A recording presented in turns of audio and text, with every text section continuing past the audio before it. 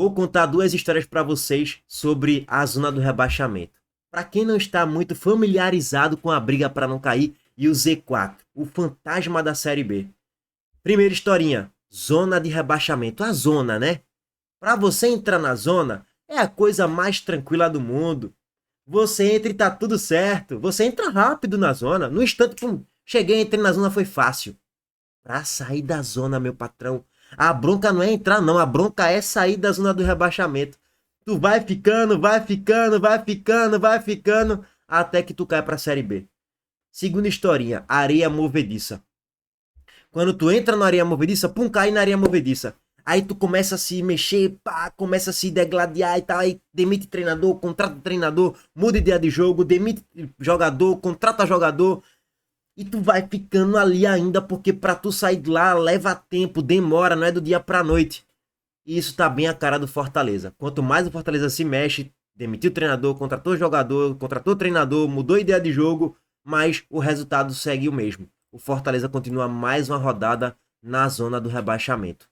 Nesse momento o Fortaleza está com 15 pontos, somou um pontinho ontem contra o Corinthians na Neoquímica e chegou à 18ª colocação, permanece lá, né? Agora o detalhe é o seguinte: o Fortaleza estava vencendo até os 48 minutos do segundo tempo, sustentando a vitória. Porra, saindo da zona, porque tava passando o Santos, que tem 15, o Vasco, que tem 15. O Fortaleza tava indo a 17 pontos.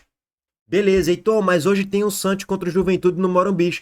Se o Santos vencer, o Santos vai a 18 e passa não só o Fortaleza, como o Vitória também. Mas o detalhe é o seguinte: teria pelo menos uma virada de chave mental mais uma vez, né? Pô, vencemos agora fora de casa, no duelo difícil contra o Corinthians na Neoquímica. Depois a gente vai jogar com o nosso apoio do torcedor no Castelão, para tentar buscar mais uma vitória.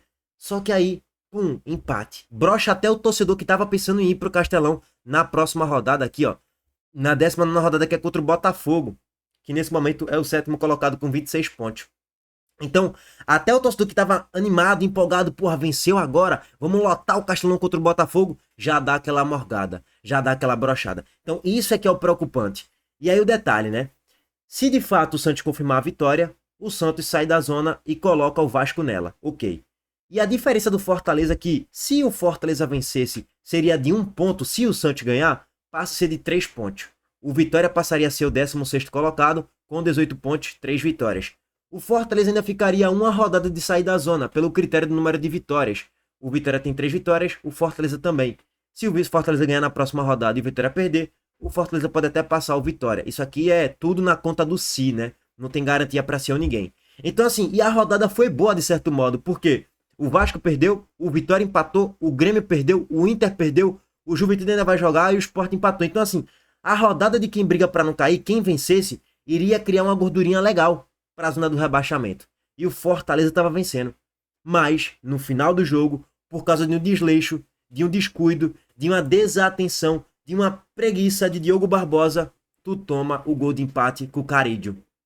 E assim, irmão, Diogo Barbosa, o mal de você contratar o tal jogador para composição, não, esse aqui é para composição de grupo, é que em algum momento ele vai ter que ser utilizado. Em algum não, em alguns vários momentos ele vai ter que ser utilizado, por inúmeros fatores, por questão de suspensão, desgaste, lesão. Tu vai utilizar o jogador em 10, 15, 20 jogos na Série A, sendo titular ou entrando no segundo tempo.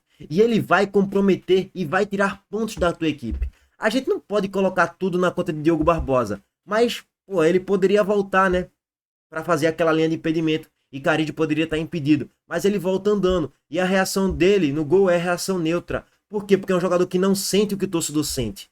Não é um jogador que entrega a alma em campo. Não é um jogador que sente muito uma derrota. Ele meio que não tá nem aí. A sensação que passa pelo menos é essa. E no jogo contra o Vitória no Barradão, que o Fortaleza perdeu por 2-1, ele falhou nos 2 gols do Vitória. Porque desatento, preguiçoso, moroso, frouxo na marcação. E ele continua aí. Eu não sei o que é que Diogo Barbosa continua fazendo jogando na Série A. E ainda mais o time que disputa a Libertadores. É um absurdo. É uma aberração. É um absurdo, cara.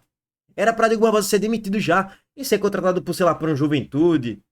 Nem pro esporte eu queria. Eu falei pra vocês aqui. Pra mim, Cariús é melhor do que o Diogo Barbosa. No recorte recente. E olha que Cariús tá horroroso.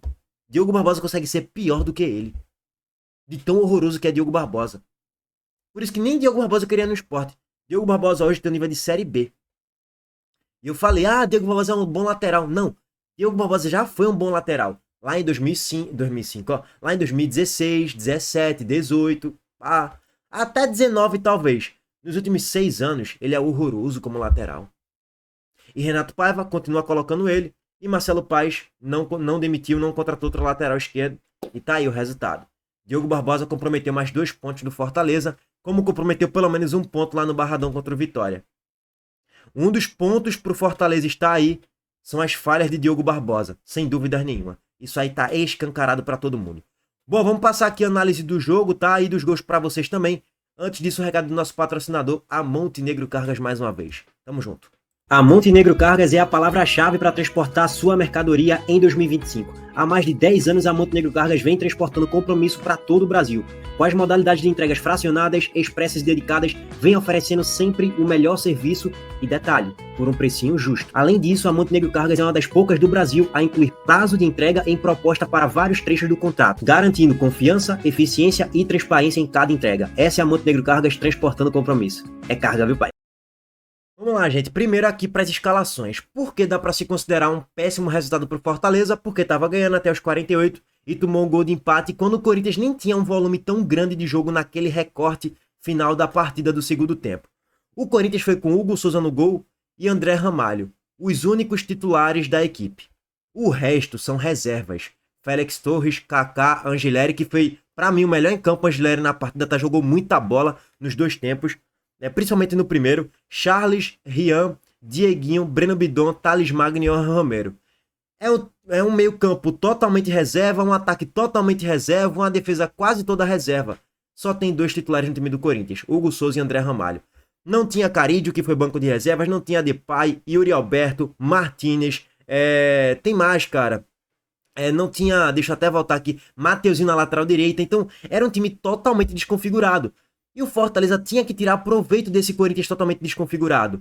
Heitor, como é que foi a atuação do Fortaleza? Como é que foi a construção do resultado no primeiro tempo contra o reservão do Corinthians? O Fortaleza venceu, 1-0. Convenceu? Na minha opinião, não. Mas vamos trazer aqui o belíssimo gol do Fortaleza, porque o passe de Matheus Pereira quebrando linhas foi muito bom. Entre Félix Torres e entre André Ramalho, Breno Lopes recebe o passe belíssimo de Matheus Pereira. E ó, Breno Lopes vive uma boa temporada. Apesar do Fortaleza não estar fazendo um bom ano, Breno Lopes é um dos poucos que se salvam aí nesse time. É um dos poucos que quando a bola chega no pé dele, sai algo de bom. Ou uma finalização em gol, ou um bom passe, uma jogada quebrando linhas. Sem dúvidas que Moisés faz falta nesse time, mas Breno Lopes agrega, ajuda.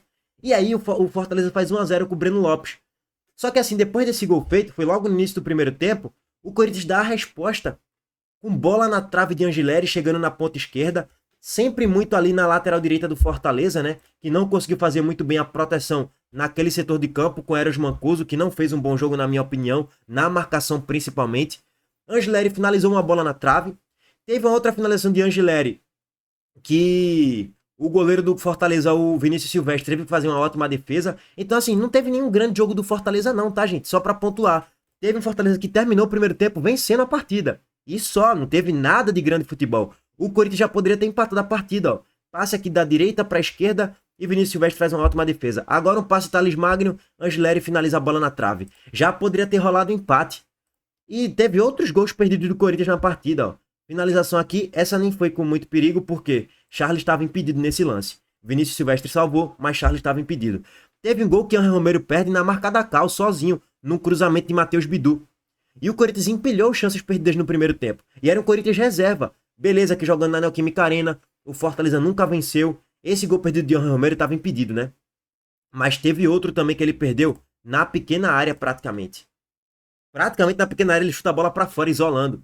Então assim, foi um Corinthians que teve mais posse de bola, mais volume, mais chances claras criadas e poderia ter terminado o primeiro tempo empatando pelo menos o jogo. Então não teve nenhum grande jogo do Fortaleza, uma grande evolução, meu Deus. Como jogou bola o Fortaleza hoje? Não. É mais ou menos, talvez seja um time 10% melhor do que era com o Vojvoda. É um pouco mais competitivo, de fato, mas nada de extraordinário. Matheus Pereira agrega no meio campo, sem dúvidas. O Herrera parece que vai agregar também, foi banco ontem. Quase que fez um golaço no meio campo, né? Que ele finaliza a bola. A bola teve visual, mas faltou um pouquinho mais... diminuiu um pouquinho mais a força, no caso, para a bola ir, de fato, dentro da barra.